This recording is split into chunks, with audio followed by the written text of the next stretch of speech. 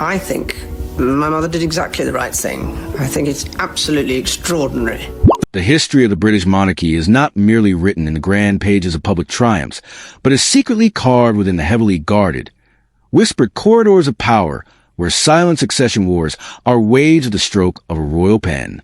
For decades, the palace had weathered devastating scandals, public betrayals, fractured marriages, and emotional rebellions, yet the modern crisis that recently unfolded behind the gilded doors of Buckingham Palace was entirely unprecedented.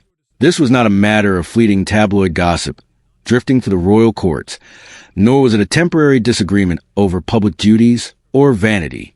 It was a formal, chillingly definitive ruling, a line drawn in ancient royal ink that left Queen Camilla completely exposed, Prince William profoundly silent, Catherine deeply shaken, and young Princess Charlotte suddenly shielded by institutional forces far older and more powerful than anyone had ever dared to challenge before. The true weight of this hidden architecture of power began to unravel during a tense, unannounced meeting of the Privy Council, a senior body of constitutional advisors whose official decisions possessed the terrifying capacity to reshape both crown and state matters without the need for public consensus. On that fateful afternoon, Queen Camilla sat in frozen stillness as the final words of a newly unearthed, sealed document were read aloud by a high-ranking court official. Her hands remained completely motionless on the mahogany table, but her face tightened instantly, a subtle physical shift that was more than enough for the seasoned aides sitting across from her to recognize that a catastrophic blow had landed much deeper than anyone in her inner circle had anticipated. Throughout her turbulent journey within the institution, the Queen Consort had survived freezing public glances, overwhelming media doubts, deep-seated family suspicion, and long years of being constantly measured against the haunting ghosts of the monarchy's past. Yet this specific confrontation cut through her defenses because it did not merely question her volatile popularity among the British public. It systematically targeted and dismantled her actual legal authority within the family's private domain. The ruling, backed by an ancient advisory file, made one reality brutally clear to all parties involved, declaring that Camilla possessed absolutely zero authority over Princess Charlotte's private inheritance and will hold no future role in any administrative decision connected to the young princess's private royal assets or ancestral trusts. This devastating momentum had been initiated not by a living rival, but by a voice in the past, presented directly by the steadfast princess and who brought forth a highly confidential, sealed memorandum left behind by the late Prince Philip. A memorandum within the royal household functions as an immutable written record of an official sovereign decision, and this particular document left absolutely no soft corner for private pleading, emotional appeals, or quiet palace arrangements engineered in the shadows. When King Charles found this sealed paper waiting on his cluttered desk, he stared at it for a very long moment before even daring to touch it, fully aware that the paper itself carried the ultimate constitutional argument he had spent months trying to avoid. The king instantly recognized the gravity of his predicament, realizing that his wife had been completely blocked, his eldest son had been vindicated, his beloved granddaughter had been robustly shielded, and he, as the ruling monarch, was left agonizingly trapped in the miserable space between his marital duty and his solemn crown obligations. Meanwhile, in another wing of the palace, Catherine read the severe phrasing that altered the landscape of their family dynamics forever, focusing intensely on the words stating there would be no direct or indirect authority granted to the Queen Consort's office. She read the passage multiple times, feeling as though an invisible wall of absolute protection had instantly closed around Charlotte, ensuring her total independence from external interference. Catherine did not smile or celebrate this legal victory, for relief arrived with a heavy wave of sadness. No mother ever wishes for a child's future safety to be guaranteed by a legal shield born from deep family distrust and underlying fear. She understood perfectly well why the legal language had to be so remarkably severe, knowing that while direct authority would mean open control over financial assets, indirect authority would allow for subtle influence through staff suggestions, psychological pressure, or private diplomatic channels within the household offices. The decision had not merely issued a polite warning to Camilla, it had completely sealed the path, leaving her with no administrative leverage whatsoever. When Camilla finally requested her senior aide to read the concluding sentences of the memorandum once more, her voice remained artificially controlled, But that fragile control could not hide the profound humiliation burning beneath the surface. The queen consort had genuinely believed that her elevated rank would always carry a long reach, that her physical proximity to the reigning king would automatically translate into functional power, and that her decades of silent endurance had finally earned her a permanent, influential voice in the shape of the monarchy's future generations. Now, a single historical ruling had stripped that comforting belief entirely bare, exposing the rigid boundaries of her position. Prince William remained entirely quiet throughout the escalating palace storm, but his quietness was no longer a sign of uncertainty or hesitation. It was an unyielding, protective resolve. The future king was not listening to the council's legal updates as a political rival protecting his territory, but as a devoted father protecting his innocent daughter. Princess Charlotte's vast inheritance, which included complex private trusts, historic family jewels, and protected royal estates, was never just a matter of material wealth or future financial settlements. It represented her lifelong personal independence, her safety from palace intrigue, and her secure place within a volatile royal system where young children can easily become pawns long before they are old enough to comprehend the dangers multiplying around them. The ancient machinery of the monarchy had awakened from its slumber to draw a hard, permanent line around Charlotte, and before anyone could fully comprehend how Camilla had been so thoroughly shut out, the entire royal household was forced to confront the painful, enduring truth of who truly stood to gain, who stood to lose, and why a young princess had suddenly become the absolute center of a historic royal battle. Every devastating royal crisis that threatens to destabilize the crown has a hidden beginning, but not every beginning looks cinematic or dramatic when it first occurs in real time. Sometimes, the catalyst for an institutional war is merely a single sentence spoken too softly in a crowded room, a sudden pause that lasts just a second too long, or a calculated question asked in the wrong office at the wrong hour. For this modern constitutional crisis, the absolute point of no return came during what was supposed to be a private, relaxed family gathering, a moment when Queen Camilla chose to inquire about young Princess Charlotte's future financial and asset arrangements long before anyone in the immediate family expected her to do so. Camilla had chosen her words with extreme precision, utilizing the polite, institutional language she had mastered over decades, but the temperature inside the room changed instantly the moment the syllables left her lips. The queen consort had raised a sensitive subject immediately following a children's charitable reception at Windsor Castle, a formal event designed to meet public guests connected to noble causes, meaning the family gathering afterward was supposed to feel gentle, safe, and entirely controlled. Because the public event had centered on young people, duty, and the vulnerable next generation, her sudden inquiry about asset management cut through the family's relaxed mood with the sharpness of a razor. She asked with an air of casual curiosity whether Princess Charlotte's future inheritance and structural trust arrangements would be formally reviewed under the expanding purview of the Queen Consort Household Office, masquerading the inquiry as a minor matter of administrative efficiency. But Prince William, sitting just a few feet away, did not hear a harmless administrative question. He recognized an immediate, calculated threat to his daughter's independence. William looked up from his position before anyone else in the room could formulate a polite response, his eyes locking onto Camilla with a coldness that stunned the attending courtiers. The prince understood the immense danger hidden inside soft, polite palace language, fully aware that institutional power in the modern monarchy rarely arrives shouting or making demands. Instead, it creeps in through quiet reviews, newly created committees, reshuffled files, and the innocent claim that a process is merely being optimized for future. Charlotte's inheritance was not a minor family fund to be negotiated over evening tea. It carried ancient private trusts, historical royal objects, sovereign protections, and the deep emotional legacy of a child born into a rigid system that could exploit her name long before she was old enough to protect herself. To William, Camilla was not merely asking a curious question about palace structure. She was actively moving her office closer to his daughter's personal future, testing how far her new title could reach before meeting resistance. Catherine felt the psychological alarm ring through her long before she even attempted to speak. The Princess of Wales glanced toward the empty chair where Charlotte had been laughing and playing just an hour earlier that evening, and the sudden realization of how fragile her daughter's protection was made the air in the room feel unbearably cold. Catherine did not aggressively accuse Camilla, Nor did she break royal protocol by interrupting the queen consort, but her absolute silence became a terrifying warning of its own. Motherhood had instantly deciphered what cold palace protocol tried to soften with beautiful vocabulary. Charlotte's sacred name had officially entered a room where ambition, territorial control, and institutional authority were already breathing down their necks.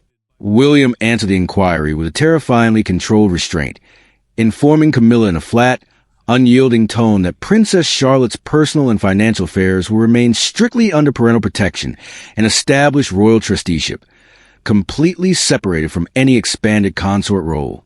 Trusteeship within the royal legal framework signifies an ironclad arrangement where a small group of highly trusted individuals manage assets solely for the benefit and safety of a protected minor, and William's words left no room for interpretation.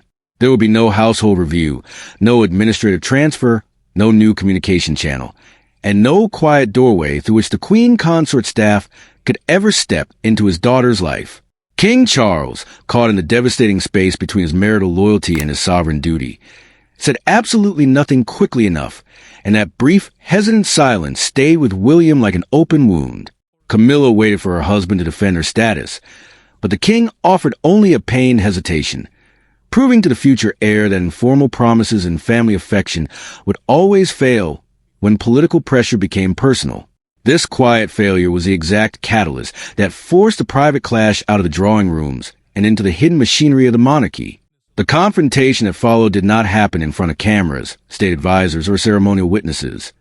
It took place behind a heavy, closed door where royal politeness finally cracked completely under the immense weight of father's protective fear. William entered the private room prepared to speak with cold professionalism, but one look at Camilla's composed, unbothered expression told him that standard manners would no longer suffice. William shut the heavy door himself, deliberately choosing not to bring any legal aides, personal lawyers, or his private secretary, because he wanted this meeting stripped of every professional excuse. He told her without any introductory pleasantries that Charlotte's inheritance was completely closed for discussion, review, influence, recommendation, or guidance from her household office now and forever. William did not raise his voice, which made the delivery infinitely worse. He spoke like a man who had already accepted the cost of being permanently disliked by his family. Camilla's disbelief sharpened instantly, and she demanded to know if he truly believed she would ever intentionally harm Charlotte. But William did not give her the comfort of a polite denial. He told her directly that this was not about imagining harm, but about preventing institutional pressure, before pressure learned how to disguise itself as grandmotherly concern. He then placed a folded legal note on the table, pushing it toward her without a single dramatic gesture, yet the small movement carried more force than a public accusation. This legal note, compiled by senior constitutional advisors, made it clear that Charlotte's affairs were legally insulated from the consort's grasp.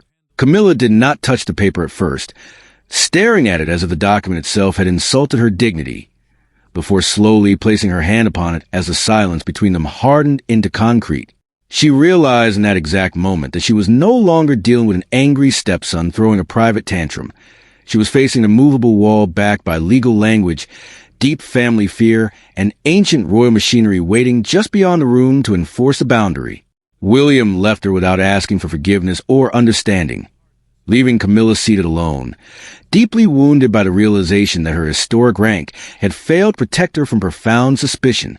The fuse had been lit by anger, purpose had been given by fear, but only the cold, unyielding machinery of the monarchy could turn this private clash into a permanent ruling that no one, not even the king himself, could ever undo.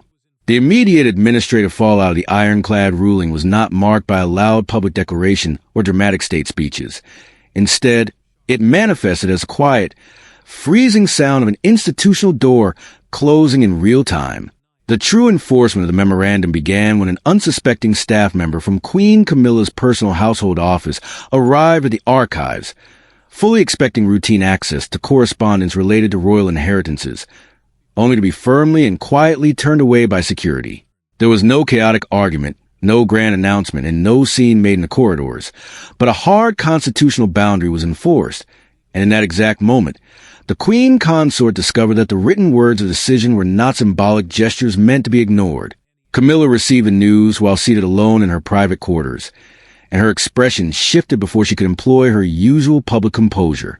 She had anticipated internal palace resistance, cold shoulders from William's camp, or diplomatic friction behind closed doors, but she had never envisioned practical, absolute exclusion from the financial records of the family. Her aide had merely gone to request standard papers connected to Charlotte's trusts, the exact kind of internal correspondence that had historically passed between royal offices without a single question being raised.